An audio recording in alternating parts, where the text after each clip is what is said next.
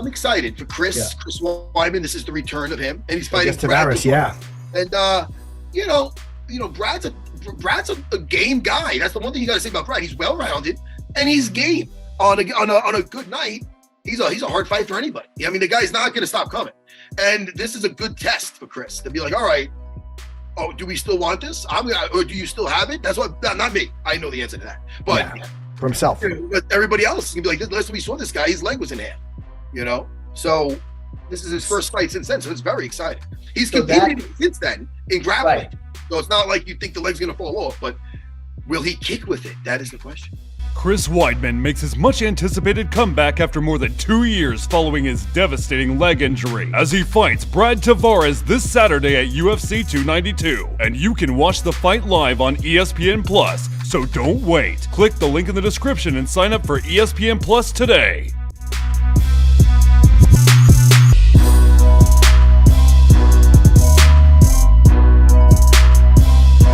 Stop it. Second round. I haven't decided how. But I can tell you how the fight's going to go. Magny took the fight in short notice, so he's going to have to go in and lean on wrestling and lean on clinch and getting me up against the cage. Something that he's done to everyone. Look at his last fight against Phil Rowe. He did exactly that. I believe he's going to have to lean in on that clinch work, because there's no possible physical way that he can deal with the speed and the technique and the skill set that I have on the feet. It's going to be my job to stop him getting success and having that clinch work come to fruition. So it's going to be a very patient, clinical performance from me.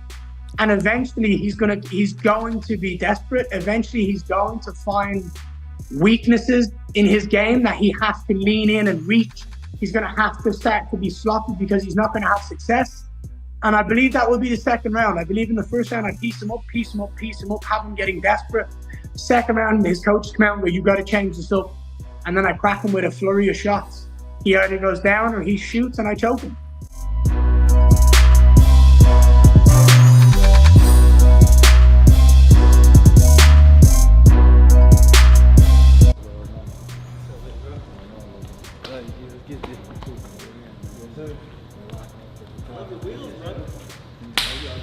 Hey, yo, look, I'm about to buy one of these to get around just cuz. Slap a motor on this.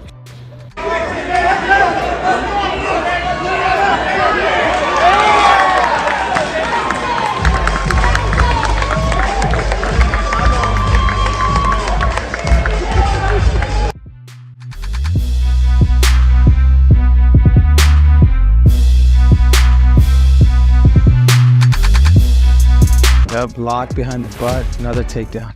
That's ridiculous, man. Look, he's pregnant, he's having a baby. Come on, guys, 2 rounds to 0. Not my day. I hope they give me that decision. That's crazy. He's like, oh, I just got away with murder. You know, he's like, me and O.J. Simpson got something in common. Look at DC. There's one thing DC doesn't do, and he don't like to lie, but he's like, and he wasn't craving no Popeyes. He was more like, dude, this is, UFC's really becoming boxing. This is one of the worst decisions ever. Was it a fight? It was a fight. But this was a 3-0 shutdown. If this guy was able to kind of press you against the cage, there's levels, and I just don't think Sean has that level. And you know, I would want him to win because I think it could be a big fight between me and him here in Phoenix, Arizona. Hey, Sean! I didn't see that. You want a matchup? He's right here. I'd love a tune-up. What do you say, Precious? Because how can you say you're a world champ? You're not even the best in your damn city. I just see Aljamain Sterling using that funk, not just the hygiene, but you know, the wrestling and putting this guy away.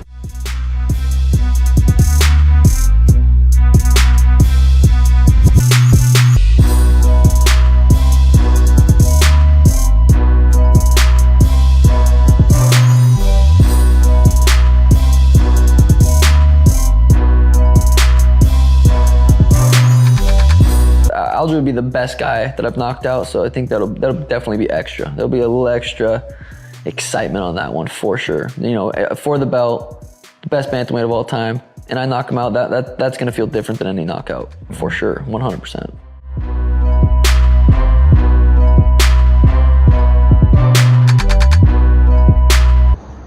I want to let all the people on Maui know, and I want the locals from Lahaina and everybody to know that, you know, stay strong. The cavalry's on its way. We got ways to support you guys. Don't sign up to FEMA. Don't sell your guys' property.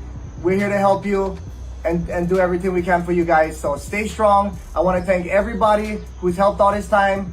Anvarchi Kalepa, Kendall Groves, Colin Bell, Brother Kamansi, Mike Donahue, the list goes on. And I just want to thank everybody. Thank you, Ekolu. Thank you, Mauli.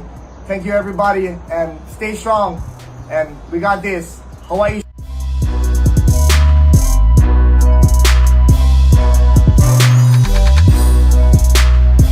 I just want to let y'all know, man, that fight is coming up pretty soon. I still can't release the date.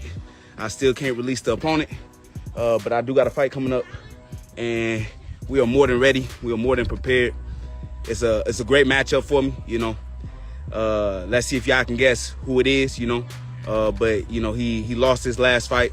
He got knocked out. So he on a one-fight losing streak right now.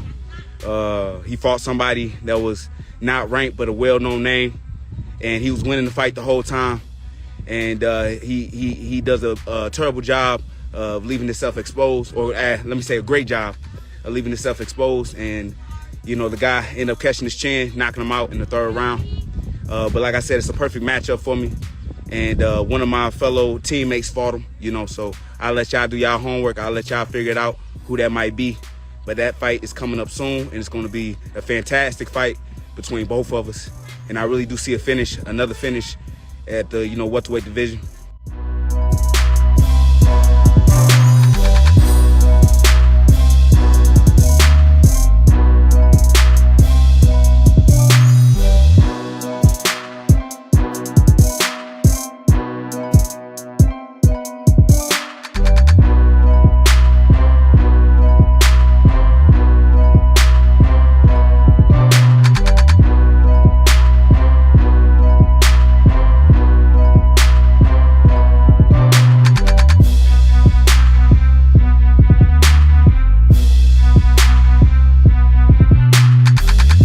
I can't even pretend not to be a white trash motherfucker. I look in the mirror and I wear a suit and I just think all the bad shit I've done, all the bad shit I've seen. I'm like, what are you fucking doing, you loser? So forwarding to these fucking dirty Brazilians, it was nice, man. They have like a good community. They fucking barbecue. They hang out. You know, it was some good wholesome shit, man. Americans, we need to go back to like taking women out of the workforce. And maybe that's where we fucked up, you guys. We let women vote. No offense, but let me I want to tell you guys something. Think about America prior to women voting. They try to ban alcohol. I don't even drink, but I'm not trying to ban alcohol. So what you did, man, you let these women come in the workforce. Now we make less money. You got kids raising themselves on fucking TikTok. We need to go back to like 1942, you know, especially after, you know, maybe 1958 after we fucked up the Germans. We need to put women back in the kitchen. We need to take, only one man needs to be working. So I think as a collective man group, we need to elect somebody that's going to put women back in the kitchen, put one man working, raise the wages, and build a fucking wall. Have you ever thought about going to therapy, Sean? For what? Just to talk about your dad and your background. I'm curious if you ever thought about going to therapy. I don't know, man. Did you have good parents? Did no one touch you growing up? Well, as try as I might know. Oh, sure. All right, I was checking.